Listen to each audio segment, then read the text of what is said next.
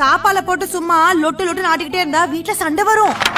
அதாவது தாழ்பாலை அடிக்கடி ஆட்டினால் கதவுடன் இணைக்கப்பட்டிருக்கும் தாழ்பாலின் தரம் குறைந்துவிடும். திருடர்கள் வீட்டுக்குள் சுலபமாக வருவதற்கு நாமே வழி ஏற்படுத்தியது போல் ஆகிவிடும்.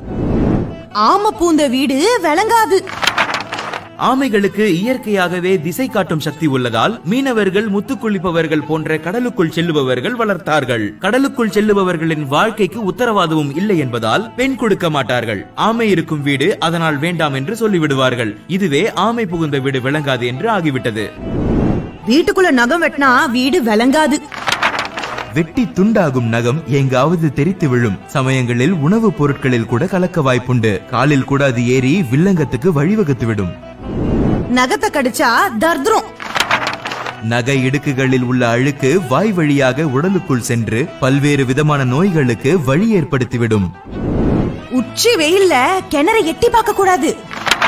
கிணற்றுக்குள் பல்வேறு விதமான விஷவாயுக்கள் உற்பத்தியாகும். உச்சி வெயில் நேரத்தில் நேரடியாக சூரிய வெளிச்சம் கிணற்றுக்குள் விழுவதால் அந்த வாயுக்கள் வெப்பத்தால் லேசாகி மேலே பரவும். எட்டி பார்ப்பவர்களை அது தாக்கவும் வாய்ப்புண்டு. இருட்ட பிறகு குப்பையை வெளியே கொட்டினா உங்க வீட்டுல இருக்கிற லட்சுமி வெளியே போயிடும். வீட்டிற்குள் பகல் முழுவதும் நடமாடும் நாம் ஏதாவது சின்னஞ்சிறு நகை போன்ற பொருட்களை தவற விட்டிருந்தால் அது குப்பையில் சேர்ந்திருக்கும். இரவு நேரத்தில் அள்ளி தெருவில் கொட்டிவிட்டால் பிறகு அதை தேடி கண்டுபிடிப்பது மிகவும் சிரமம். வீட்ல புறா வளர்க்க கூடாது. வளர்த்தா குடும்பம் அழிஞ்சிடும். புறா கழிவுகளின் வாசனை பாம்பை ஈர்க்க வல்லது. அதனால் அதை தேடி விஷப்பாம்புகள் வரும் வாய்ப்பும் உள்ளது. நைட்டு நேரத்துல கீரையை சாப்பிட்டா யமனை கூப்பிடுற மாதிரி. கீரை எளிதில் ஜீரணமாகாது. அதிலும் இரவில் சாப்பிட்டு படுத்தால் தேவையற்ற உடல் தொந்தரவுக்கு வழிவகுத்துவிடும். எனவே பகல் வேளைகளில் மட்டுமே அதை சாப்பிட வேண்டும்.